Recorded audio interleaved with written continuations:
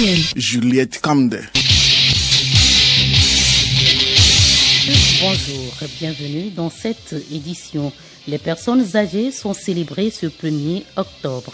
Cette journée leur est dédiée depuis 1990 pour sensibiliser le public sur leur place au sein de la société. Nous vous proposons dans ce journal les conseils pour une bonne carrière d'une policière à la retraite.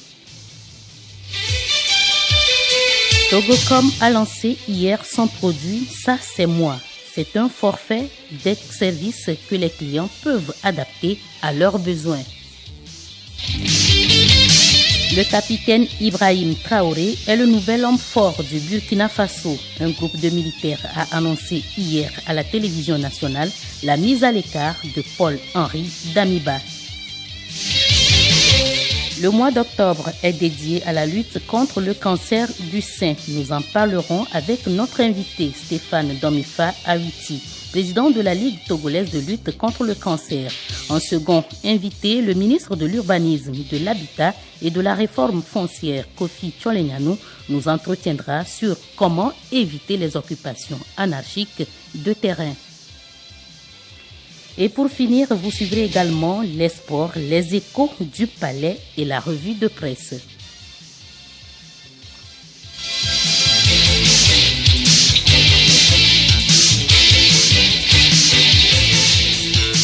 On célèbre ce samedi 1er octobre la Journée mondiale des personnes âgées. Le thème général des Nations Unies cette année est la résilience des personnes âgées dans un monde en transformation. La pandémie de Covid-19 a exacerbé les inégalités existantes les 3 dernières années, intensifiant les impacts socio-économiques, environnementaux, sanitaires et climatiques sur la vie des personnes âgées, en particulier les femmes âgées qui constituent la majorité de cette population. Alors que les femmes âgées continuent de contribuer de manière significative à la vie politique, civile, économique, sociale et culturelle, leur contribution et expérience restent largement invisibles et ignorées, limitées par les désavantages liés au genre, accumulés tout au long de la vie. L'intersection entre la discrimination fondée sur l'âge et le sexe aggrave les inégalités nouvelles et existantes, y compris les stéréotypes négatifs qui combinent l'agisme et le sexisme. Nous vous proposons dans ce magazine de Marie-Claire Pagnon les conseils d'une policière à la retraite. Âgée aujourd'hui de 66 ans, l'ex-policière Geneviève Amenyaglo partage son expérience familiale. J'ai fait 30 ans de service, 15 ans à la maison, avec et mon mari et mes enfants. Je veux dire 15 ans au service, tu es de garde, aujourd'hui tu descends, ainsi de suite. Alors donc c'est un peu difficile, surtout au niveau des couches. Comment s'en sortir avec les problèmes de nourrisson, quand bien même nous prenons les 14 semaines de congé de maternité. Je crois que c'est un peu insuffisant pour nous, les corps habillés féminins. On jongle comme ça avec des petites domestiques ou soit des parentes. Je fais la sauce déposée et puis quand je ne suis pas là, la domestique fait la pâte ou le riz, ça dépend de ce que le mari veut. Mais on s'entend premièrement avant que je n'aille au service. Personnellement, c'est pénible. Raison pour laquelle j'ai fait une seule fille à cause des difficultés que je rencontrais dans les couches. L'éducation de ma fille, ça a été pénible. En ce sens que son père aussi est du corps médical. Au même moment où je suis de garde, par coïncidence, il pouvait être de garde aussi. Ça n'a pas été facile. Donc, on a du recours aux parents, les proches qui restent avec moi, qui suivaient l'enfant. Malgré les difficultés rencontrées, Geneviève Amenyaglo se réjouit d'avoir réussi. Aujourd'hui, je me dis que c'est un succès pour moi parce qu'il n'y a pas eu de plainte de la part du mari. Et également au niveau du service aussi, que moi je me dis que j'ai réussi. Sinon, je n'allais pas travailler jusqu'à avoir ma retraite. C'est avec un consensus avec mon mari que je suis arrivé quand même à gérer les deux. Elle exhorte donc ses consoeurs à lui emboîter le pas. Je ne peux que exhorter d'autres femmes qui font métier de garçon là. C'est difficile, mais on est contraint à le faire. Il faut un peu de courage seulement, on s'en sort. Quand on est femme policière, il faut que vraiment tu t'entendes avec ton mari. Sinon, tu ne peux pas. Oui, mais quand tu fais telle fonction, je crois qu'à la veille déjà, tu te prépares. Et pour les enfants, et pour ton époux. Si à la sauce, par exemple, la domestique fait la pâte. Mais il ne faut pas tout laisser à la portée de la domestique ou bien de la servante. Donc, l'autonomisation de la femme et la politique genre ou égalité des sexes exhortent de nos jours les femmes à relever le défi en embrassant les métiers autrefois réservés aux hommes. L'expérience fait la différence, dit-on. Souvent, nous avons beaucoup à apprendre des personnes âgées. Le gouvernement mobilise les élèves autour du reboisement. Une rentrée verte a été lancée hier à Tchévier, une initiative portée par le ministère de l'Environnement. Folibazi Katari, ministre de l'Environnement et des Ressources forestières. Nous avons voulu faire de cette rentrée-là une rentrée verte. Et c'est en faisant de cette rentrée une rentrée verte que nous sommes sûrs que nous allons atteindre l'objectif gouvernemental qui consiste que d'ici 2025, on ait au moins 25% de la superficie du Togo qui soit couverte de forêt. Les élèves, les enseignants sont sollicités pour susciter l'engouement auprès des élèves pour la réussite de cette rentrée verte. Retrouvons le ministre Katari. Les enseignants doivent s'approprier ce que nous avons fait. Ça veut dire que nous ne serons pas là, mais dans toutes les écoles, l'importance de l'arbre doit continuer par retentir. C'est-à-dire que tous les enseignants doivent être toujours en train de dire aux élèves plantons, plantons, plantons. Et pourquoi pas même avoir une journée par semaine que les enseignants consacrent peut-être 30 minutes pour planter les arbres. Voilà, c'est ce que les Européens aujourd'hui nous envient. Ils se disent que l'Afrique est encore verte. Le ministre Folibazi Katari était accompagné de son collègue de l'enseignement primaire, secondaire et de l'artisanat, professeur Dodi Komlan Kokoroko. Plantons, plantons, l'arbre attire la pluie, mais la pluie, si nous ne la cédons pas de passage, elle finira par nous engloutir. Dans la commune Est-Mono 2, les élèves et les enseignants ont des difficultés à avoir accès à leur établissement. Les pluies ces derniers temps ont rendu impraticables les lieux. Des précisions avec Véronique Adjama de l'agence togolaise de presse et Lavagnon. Ces difficultés sont liées à l'accès difficile aux populations de traverser les ponts des rivières pour aller à l'école, à savoir les ponts offerts Ogou, Adiban, Ogou, Laouda, où la population traverse par la pirogue, suivant les explications de l'inspecteur Tcha Batazi. Effectivement, l'inspection des enseignements préscolaires et primaires de l'Est-Mono est traversée par assez de rivières et ces cours d'eau ne facilitent pas l'accès aux écoles. Si vous prenez les écoles qui sont situées dans les zones de Bagahe, Ogou-Kolide, pour accéder à ces écoles, il faut nécessairement prendre une pirogue. Et au-delà de ça, vous allez voir que des ponts même sont affaissés. Vous prenez le pont sur Ogou, quand il pleut pratiquement, on ne peut plus savoir à quel niveau effectivement il faut passer. C'est une difficulté. Il y a plus d'une 50aine d'écoles qui se situent dans ces zones-là et présentement, il y a même des enseignants qui n'ont pas pu atteindre leur école parce que les cours d'eau sont en crue. C'est vraiment des difficultés que nous gérons au quotidien et nous espérons que le gouvernement va nous écouter. Avec les ponts sur ces rivières, ça pourra faciliter l'accès à ces écoles. Les écoliers également, pour accéder à leur école, doivent prendre la pirogue. Ce n'est pas chose aisée. La réunion de rentrée n'a pas encore eu lieu parce que des directeurs ne peuvent pas nous rejoindre. Certains ont été affectés pour faire la passation de services. Ils ne peuvent pas aussi arriver dans leur nouveau poste. Véronique Adjama, à Top et Lavagnon pour Radio Lomé. Le groupe Togocom, toujours en mode innovation, il a encore lancé un nouveau forfait pour le bonheur de ses clients. Cette nouvelle offre qui a pour nom « Ça, c'est moi » a été officiellement lancée hier au siège de la société Yao Kamake.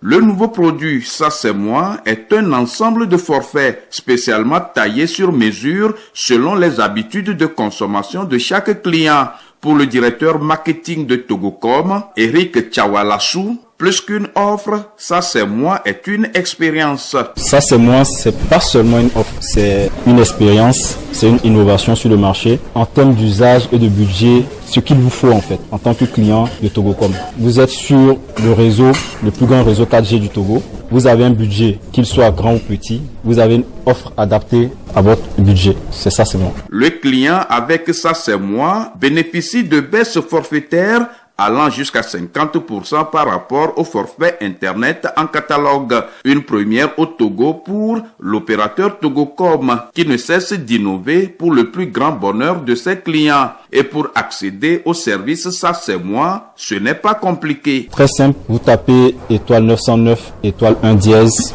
et vous entrez dans Internet et vous découvrez en fait les forfaits qui vous sont dédiés. Ce qui a vraiment motivé l'avènement, c'est apporter quelque chose de nouveau sur le marché. Baisser les tarifs, c'est bon, votre budget, vous le gérez, vous épargnez, mais c'est encore mieux lorsque c'est personnalisé puis c'est suivi en fait d'innovation, de quelque chose de neuf sur le marché. La nouvelle offre Ça c'est moi s'inscrit dans la droite ligne des multiples actions menées par Togocom en vue de satisfaire et de récompenser ses clients pour leur fidélité, notamment le déploiement de la fibre optique dans toutes les régions du pays, l'accélération de la couverture réseau 4G ou encore la croissance record de Timoné.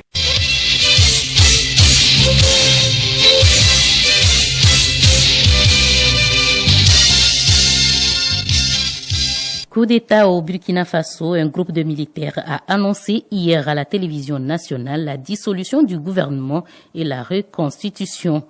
Et donc la constitution ainsi que la fermeture des frontières. Le nouvel homme fort du pays, désigné président du mouvement patriotique pour la sauvegarde et la restauration, est désormais le capitaine Ibrahim Traoré. Hortense Djoua. Le lieutenant-colonel Paul-Henri Damiba ne dirige plus la transition burkinabé. Il est remplacé par le capitaine Ibrahim Traoré qui prend la tête du MPSR, le mouvement patriotique pour la sauvegarde et la restauration instauré lors du précédent coup en janvier dernier. Les frontières terrestres et aériennes sont fermées. La constitution est suspendue et le gouvernement dissous. Un couvre-feu est également instauré entre 21h et 5h du matin. Toute activité politique et de la société civile est suspendue et les forces vives de la nation seront bientôt convoquées pour rédiger une nouvelle charte de la transition afin de désigner un nouveau président civil ou militaire, précisent les soldats putschistes. Selon la déclaration lue à la télévision, ces militaires affirment vouloir poursuivre l'idéal commun du peuple burkinabé, à savoir restaurer la sécurité et l'intégrité du territoire. De son côté, la communauté économique des États de l'Afrique de l'Ouest, CEDEAO, condamne ce nouveau coup de force et exige le respect scrupuleux du chronogramme déjà retenu pour un retour à la légalité constitutionnelle au plus tard le 1er juillet 2024. Hortense Djoua, l'Union africaine condamne donc le coup d'État au Burkina Faso. Pendant ce temps, on note un retour à la normale à Ouagadougou ce samedi. La vie reprend son cours. Le grand marché et les commerces sont ouverts, les rues sont animées, rien ne semble indiquer qu'il y a eu un nouveau coup d'État hier, hormis le siège de la RTB, la radio-télévision publique nationale, autour de laquelle sont postés des militaires lourdement armés dans leur pick-up. En Côte d'Ivoire, les cadres du PDCI RDA étaient réunis à Douakro jeudi, le fief d'Henri Konan Bédié, pour le 14e bureau politique du parti, afin de préparer le prochain congrès de l'ancien parti unique. Lors de cette réunion, une motion de soutien a réclamé une candidature unique de l'ex-président ivoirien à la tête du parti en vue de la présidentielle de 2025. Seulement, la jeunesse du parti conteste. Les communes de Lingwala et de Kinshasa en RD Congo ont été bouclées hier par la police à la recherche des Kuluna, ces gangs accusés de violence contre les habitants. Seuls les médecins, écoliers et enseignants avaient droit de passer hier dans les communes bouclées de la capitale. Des centaines de suspects ont été arrêtés. L'opération s'est déroulée sans dérapage, assure le chef de la police de Kinshasa, le général Sylvain Kassongo.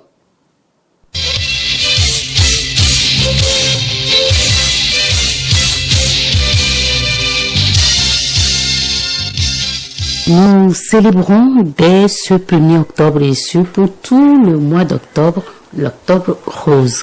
Nous recevons aujourd'hui dans ce journal magazine Monsieur Stéphane Domefa Witi, il est le président de la Ligue togolaise de lutte contre le cancer, également directeur exécutif de l'ONG Espérance Vie Nouvelle, une association qui milite également pour la lutte contre le cancer de sein. Monsieur Awiti, bonjour. Bonjour Madame Kandé, comment vous allez? Je vais bien, merci. L'Octobre Rose, qu'est-ce que c'est? Merci beaucoup et qu'il me soit permis d'avoir une pensée pieuse et profonde pour toutes les victimes du cancer au Togo et ailleurs. Le mois d'octobre a été choisi il y a une trentaine d'années pour pouvoir combattre ce mal qui touche la femme en particulier, que nous appelons Octobre Rose. Ça a démarré aux États-Unis et quand ça a démarré, c'est la couleur rose qui était choisie pour pouvoir faire ce combat. Et durant le mois d'octobre, les personnes victimes du cancer se mettaient toujours à l'effigie des foulards roses pour pouvoir faire des activités. Je parle spécifiquement du cancer du sein. Et chaque cancer a une couleur. Si vous voulez apprendre, on va en revenir sur ça.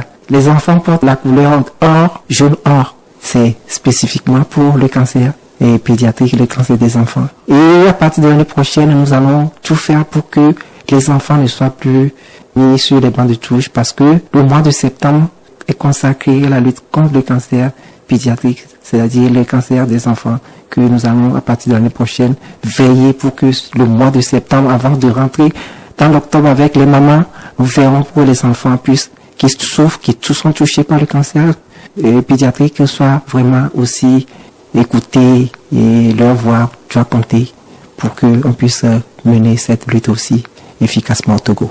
Vous parlez de la jeunesse de l'Octobre Rose avec le ruban rose. Estaloda, c'est une femme très combattante qui était à l'initiative de ça. Dieu a fait la femme de telle sorte que la femme est forte, pleine d'initiatives, combattante. Et vous savez, c'est ça la femme. Et la femme touchée dans son fort intimité, c'est la famille tout entière qui est déboussolée. Le socle de toute famille se repose toujours sur une femme. Nous, on s'en va, on revient, manger, tout ce qui se passe autour d'un ménage se repose toujours sur la femme. Donc, le combat a quitté, l'initiative vient des États-Unis, a quitté tout doucement les États-Unis et envahi tout le monde entier. Et je m'en souviens avoir lu, en 90, presque tous les grands monuments du monde entier étaient illuminés par des couleurs roses, des rubans roses autour des grands monuments, même et des endroits vraiment gigantesques pour pouvoir porter la lutte. Quand la lutte est venue en France, la France lui a donné le nom de Octobre Rose parce que ça se passe en octobre et c'est la couleur rose. Donc c'est comme ça que l'Octobre Rose est né et l'Octobre Rose a pris le nom de Octobre Rose par la France. L'Octobre Rose, de l'initiative, a visé 3 buts. Le premier but est de prévenir, c'est-à-dire faire la sensibilisation, une rude sensibilisation par des informations, informer la population pour que les gens puissent connaître plus ce que c'est que ce cancer. Comme j'ai l'habitude de le dire, sortir le cancer du silence. Pour que les gens sachent qu'est-ce que c'est que le cancer, comment on attrape le cancer, si on n'attrape pas, qu'est-ce que le cancer, etc. Donc c'est comme ça que l'information était rude au départ. Et maintenant on se dit que si on a accès à l'information, il faudrait prévenir ce cancer, la prévention secondaire qui est le dépistage. Car n'oubliez pas que le dépistage précoce du cancer seul peut sauver la vie. Quand le cancer atteint une taille de 1 cm, c'est déjà trop tard. Donc, le dépistage précoce était le second but visé, dépistage précoce bien sûr, et on se dit si on dépiste le cancer, il faut que ça soit bien traité pour que la personne puisse vraiment être sécurisée et rentrer dans sa famille, etc. Mais le troisième but était que quel que soit ce que nous ferons, il y aura toujours des personnes victimes du cancer qui viendront à des stades avancés. On ne peut pas les laisser tomber. Donc, il faut accompagner, soutenir, aider ces personnes victimes du cancer durant tout leur parcours. Et c'est ce que nous appelons souvent les soins palliatifs. Les cancers avancés, on ne peut pas dire que la personne a un cancer avancé et la laisser mourir à petit feu. Il faut la soigner, il faut l'accompagner. Des antidouleurs, les plaies. Il faut surtout voir les malades dans leur lit d'hôpital. Hier, j'étais encore au chevet de ces malades. Je peux vous dire que vraiment, c'est pas facile. Elles font ce combat. C'est pour ça que je dis que c'est des vraies guerrières. C'est des combattantes. Quand vous voyez ces femmes avec la douleur, mais avec leur petit sourire, vous vous demandez comment elles arrivent à garder le sourire. L'Octobre Rose avait 3 objectifs. Le premier, la sensibilisation pour la prévention. Le deuxième, le dépistage précoce. Et puis le troisième, les soins palliatifs. Vous avez parlé donc du premier but, la sensibilisation pour prévenir. Comment est-ce qu'on peut prévenir le cancer de sein? Merci beaucoup. Je vais dire qu'on ne peut pas éviter le cancer du sein, mais on peut le dépister à temps. Ça dit que le mot prévenir dont vous parlez, c'est comme le paludisme, etc. Mais dans le cas contexte du cancer, quand on donne sous une moustiquaire imprégnée d'insectes, on peut ne pas attraper, mais le cancer, ce n'est pas ça. Ce n'est pas évident. Quel que soit ce que nous disons ici, quelle que soit la rude campagne que nous faisons au quotidien, si on doit faire notre cancer, on le fera. Mais que nous veillons à ce que ça soit dépisté précocement. Si nous prenons 8 femmes, au moins une femme fera son cancer du sein au cours de sa vie. Au tout début, vous avez évoqué cette brave femme qui avait démarré l'initiative. Vous n'avez pas souhaité vraiment nous raconter cette histoire parce qu'elle serait très longue. Mais pouvez-vous revenir pour nous dire un tout petit peu comment elle a démarré avec le ruban? Comment ça s'est passé pour qu'aujourd'hui, ce ruban que nous, quelquefois sur nos vêtements, en 2-3 mots, comment elle a vraiment démarré? Oui, et quand ça a démarré, et aux États-Unis, c'est la toute première chose qui était faite, c'est les foulards qui étaient donnés aux femmes victimes du cancer, qu'elles mettaient nouées autour de leur. Et c'est comme ça qu'on les honorait, parce que c'est pas un combat facile. Après le foulard rose, vous savez, l'histoire même du ruban n'a pas été difficile, parce que c'est au même moment où on faisait la lutte contre le sida. Et le sida qui a pris le ruban rouge, symbole de la passion, et la couleur rose qui était à l'initiative du cancer du sein, ça n'a pas été cherché de trop pour qu'on puisse l'utiliser, l'adopter facilement. Aujourd'hui, quelles sont les statistiques en termes de cancer de sein au Togo?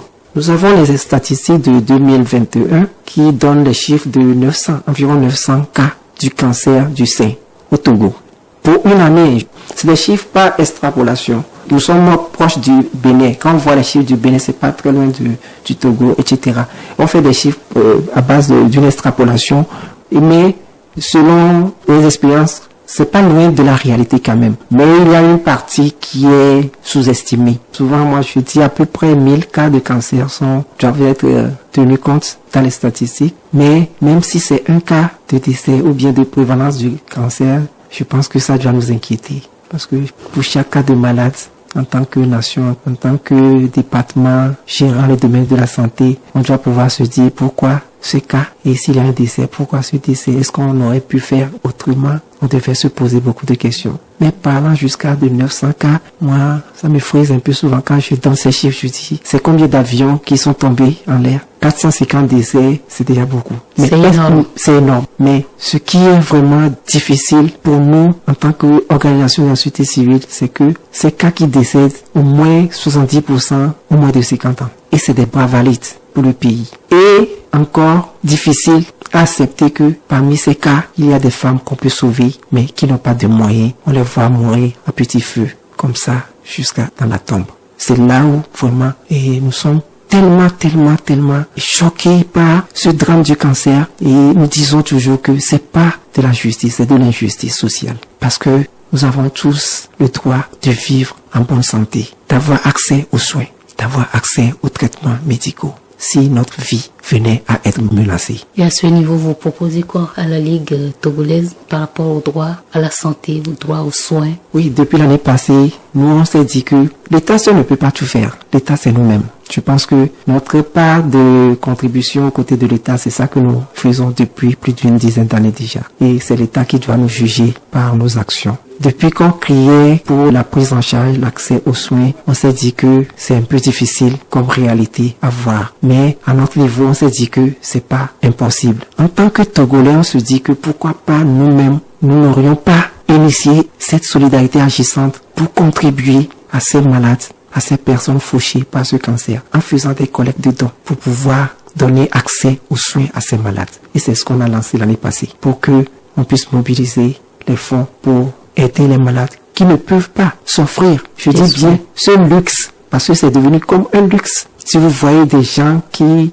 vont pour se faire traiter du cancer aux côtés des gens qui n'ont pas les moyens. Quand ces femmes regardent leurs semblables qui vont alors qu'elles n'ont pas d'argent, c'est comme un luxe. C'est comme un luxe des femmes encore valides qu'on aurait pu sauver mais qu'on perd faute de moyens. Oui. Aujourd'hui, le traitement au Togo, comment il se passe? On est à quel niveau? Il y a quelques années, on devrait quelquefois pour la radiothérapie traverser des frontières. Je me trompe? Effectivement, pour traiter le cancer, il y a plusieurs étapes. Il faut d'abord faire l'opération de la malade pour enlever la tumeur. Après, la chirurgie, ça peut être une chirurgie radicale, ça peut être aussi une chirurgie radicale parce qu'on prend tout le sein. On prend tout le sein. Ça peut, si la femme a la chance que la tumeur n'a pas évolué de trop, là, on peut faire une chirurgie réparatrice. En dehors de l'opération, il faut que la femme fasse le traitement que nous appelons la chimiothérapie. Et cette chimiothérapie, vraiment, c'est la croix et la bannière. Parce que ça a des effets secondaires, mais de plus en plus, ces effets secondaires sont maîtrisés, sont gérés par rapport à avant. Cette chimiothérapie consiste en des prises de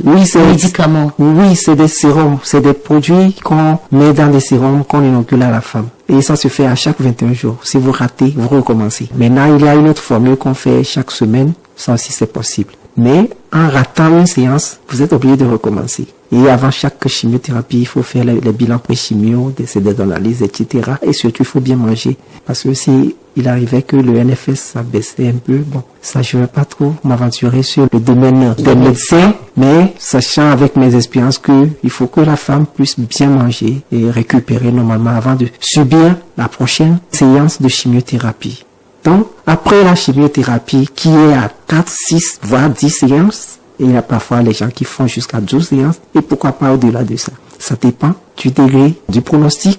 Après la chimiothérapie, il y a deux possibilités. Il y a les gens qui font l'hormonothérapie, il y a les gens qui font la radiothérapie. Et la radiothérapie, en son temps, c'est au Ghana, au centre de Korle-Bu, où nos sœurs allaient pour pouvoir se faire traiter, et vraiment, c'est difficile. Mais aujourd'hui, on le fait chez nous. Mais au jour d'aujourd'hui, nous rendons grâce à Dieu. Je croyais que j'allais pas avoir le centre de radiothérapie avant de quitter ce monde, mais je rends grâce à Dieu qu'aujourd'hui, je peux me tailler ce grand plaisir avec fierté que notre cher pays de Togo dispose d'un vrai joyau de normes standards. Ce qui veut dire qu'il n'y a pas un appareil encore meilleur que ce que nous avons au Togo. Si vous allez aux États-Unis, vous verrez le même appareil. Notre appareil est meilleur. Dakar peut dire waouh, le Togo vraiment. Même Kigali, qui est l'excellence, je peux vous dire que on a rivalisé et même on a dépassé Kigali. Le centre de radiothérapie, il est disponible où? Au CHU Sylvanus Olympio, au CHU Campus? Non, pour le moment, je pense que petit à petit, l'oiseau fait son nid. Nous espérons. Il faut avoir la foi. Pour le moment, c'est dans un privé et nous pensons que ça va venir aussi de l'État. Pourquoi pas? Donc, les étapes du traitement du cancer, d'abord l'opération pour enlever le cancer dans le sein, la deuxième étape, la chimiothérapie, suivi de la hormonothérapie. Bon, ça dépend parce que c'est selon les analyses et les critères de réceptivité. Bon, ça dépend. En tout cas, c'est purement technique. Monsieur Awiti, avant de finir, on démarre comme ça l'Octobre Rose. Aujourd'hui, c'est le 1er octobre. Quelles sont les activités au programme cette année au Togo? On a beaucoup d'activités cette année. Si Dieu nous prête vie, je pense qu'on fera un Octobre Rose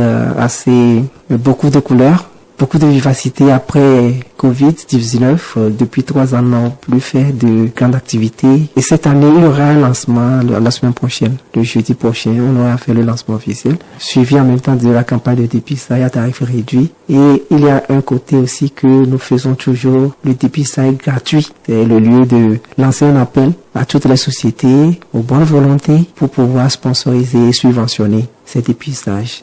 Il y a d'autres activités, on ne peut pas tout citer. S'il y a un match gala féminin, il y en a plein. Les cliniques partenaires, il y en a une dizaine. Les cliniques phares qui ont démarré avec nous, la clinique Diassa, la clinique Hôtel de Lille, la clinique Alpia, la clinique La Bonté, Enroth, aussi le Bobo, clinique Isis. Il y a l'hôpital Source de Vie. Et il y a l'hôpital CHP d'Anéro. Nous sommes en train d'avancer tout doucement. J'allais oublier, nous commençons toujours l'Octobre Rose par une messe. Monsieur Domefa Stéphane Awiti, merci. Merci beaucoup. On est mieux que chez soi. Les Togolais se sont appropriés ou presque cet adage, voulant chacun à tout prix avoir sa propre maison. Ceci entraîne parfois des occupations anarchiques. Que faire pour éviter ce phénomène? Le ministre de l'Urbanisme, de l'Habitat et de la Réforme foncière, Kofi Tcholenyanou, répond. Il est au micro de Hélène Assabi. Monsieur le ministre, vous êtes en charge de l'urbanisme, de l'habitat et de la réforme foncière. On constate aujourd'hui des constructions anarchiques un peu partout à Lomé et également dans les zones périphériques. Dites-nous, comment s'explique ce phénomène? Merci pour la question. Effectivement, nous vivons aujourd'hui un phénomène où les gens s'installent en désordre, aussi bien à l'intérieur de la ville de Lomé que dans les périphéries. Normalement, si quelqu'un veut construire sa maison, il devait d'abord s'adresser au service de l'urbanisme, parce que nous avons des zones déjà aménagées et approuvées. Et quand vous allez dans ces zones, vous allez voir que des rues sont bien tracées, des réserves administratives sont bien dégagées et des zones constructibles sont également identifiées. Et quand vous installez dans ces zones, vous n'aurez aucun problème. Mais malheureusement, aujourd'hui, avec la spéculation, des géomètres privés devancent l'action publique de l'État et sortent des plans clandestins avec des lotissements qui, par nature, sont nuls, selon le décret de 1967. Il n'est pas autorisé de faire un lotissement sans se faire accompagner par le ministère de l'Urbanisme et de l'Habitat. Mais malheureusement, beaucoup de lotissements qui supportent aujourd'hui ces constructions anarchiques l'ont été sans être autorisés par le ministère de l'Urbanisme et de l'Habitat.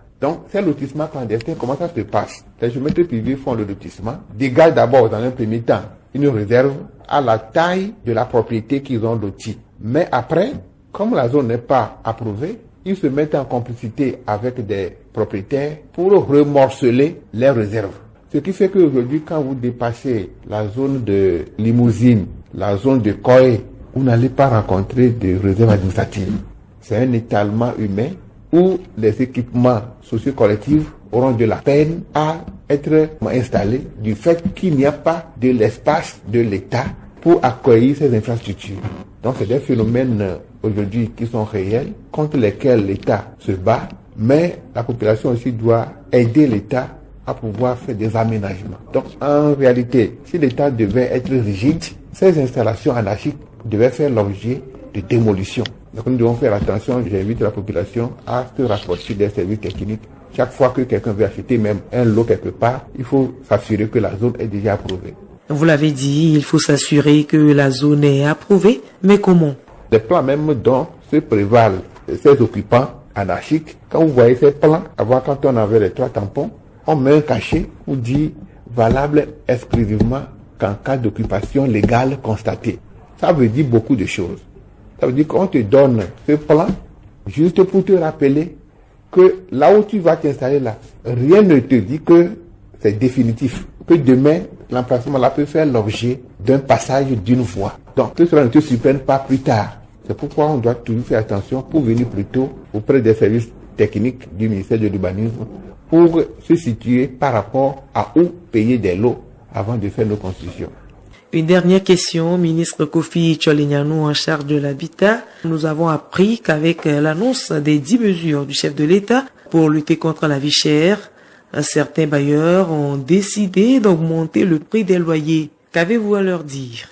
Bon, dire que les bailleurs, les propriétaires profitent de cette mesure pour augmenter les loyers, je ne peux qu'en appeler à la bonne conscience de nous tous. Parce que la mesure, c'est pour soutenir les couches les plus vulnérables de la population, qui, pour la plupart, sont dans les locations. Donc, ce serait pour les bailleurs leur contribution à l'effort national pour accompagner cette couche de la population. Donc, je ne peux en appeler qu'à leur bonne conscience pour également tenir compte de cette situation et maintenir les loyers tels qu'ils les ont fixés au départ. Je vous remercie. Merci à vous, Hélène Assabi, et merci également à votre invité. Sachez que dans nos éditions de demain, vous suivrez le message du ministre Tcholenyanou dans le cadre de la célébration de la Journée mondiale de l'habitat, observée les premiers lundis du mois d'octobre.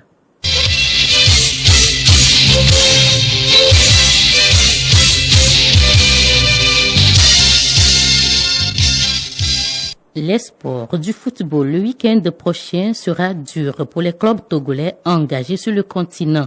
En effet, ASCO de Kara, en Ligue africaine des champions, reçoit Jeunesse sportive Kabylie d'Algérie dans 8 jours au stade de Kégué, à Lomé. C'est pour le compte du deuxième tour aller des préliminaires.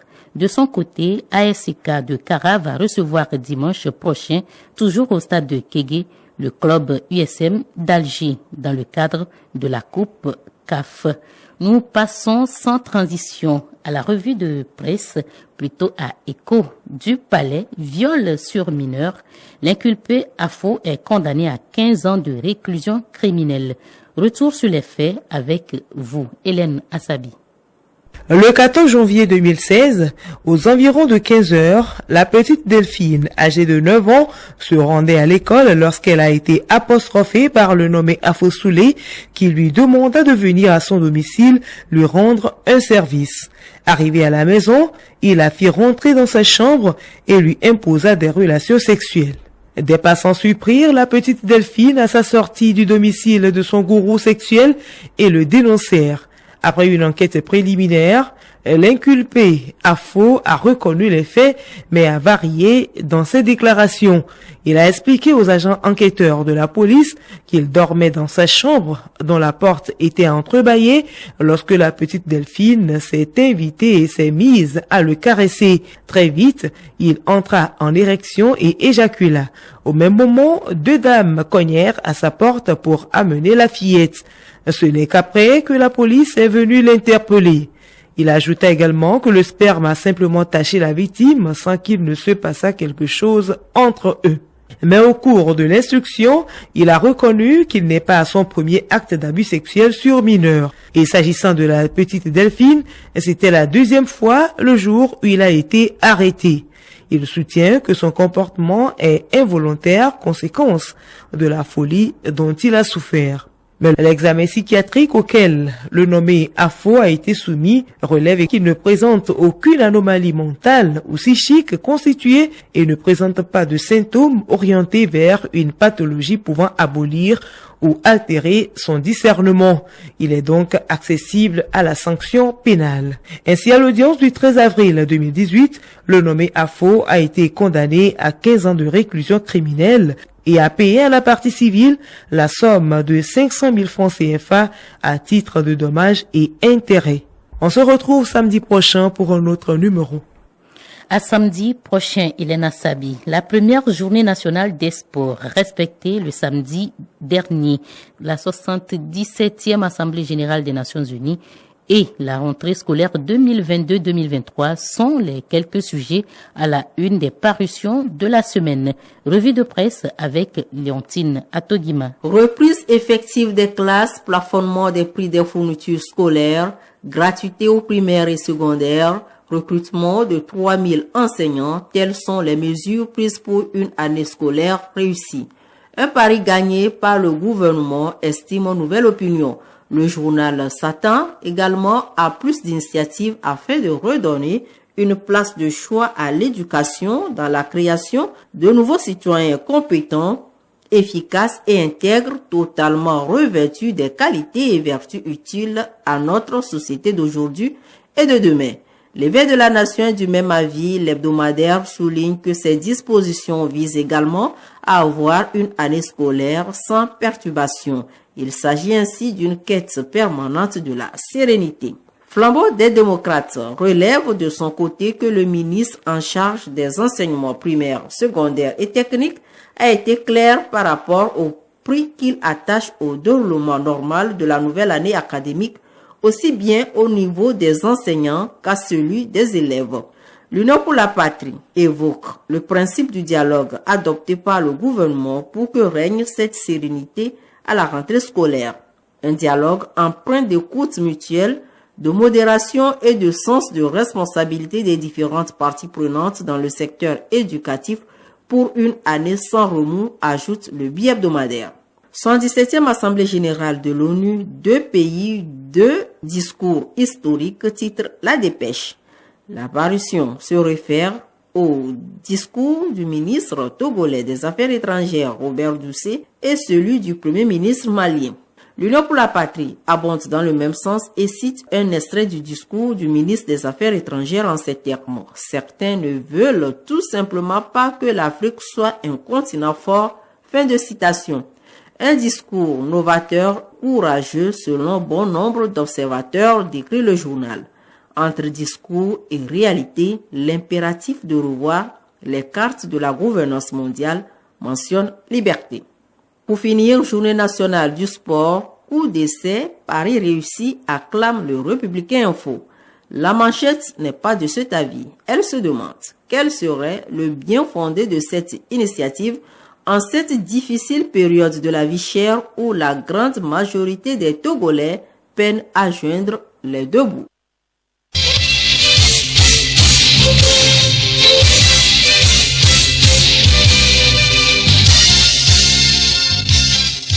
Pluriel, le magazine hebdomadaire de Radio Lomé. Merci à vos auditeurs de nous avoir suivis. Le journal s'achève. Le rappel des titres. Les personnes âgées sont célébrées ce samedi 1er octobre. Cette journée leur est dédiée depuis 1990 pour sensibiliser le public sur leur place au sein de la société. Dans ce journal, vous avez suivi les conseils d'une femme policière à la retraite, les conseils pour une bonne carrière. Togocom a lancé hier son produit « Ça c'est moi ». C'est un forfait des services que les clients peuvent adapter à leur budget. Le capitaine Ibrahim Traoré est le nouvel homme fort du Burkina Faso. Un groupe de militaires a annoncé hier à la télévision nationale la mise à l'écart de Paul-Henri Damiba. Le mois d'octobre rose est dédié à la lutte contre le cancer du sein. Nous avons reçu Stéphane Domefa Aouti, président de la Ligue togolaise de lutte contre le cancer, qui nous a parlé du mois d'octobre rose.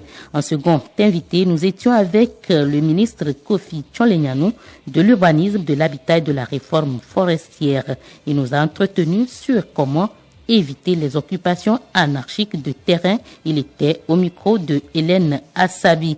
Et vous avez suivi en fin de journal les sports, les échos du palais et la revue de presse avec Léontine Atogima. Bon après-midi à tous.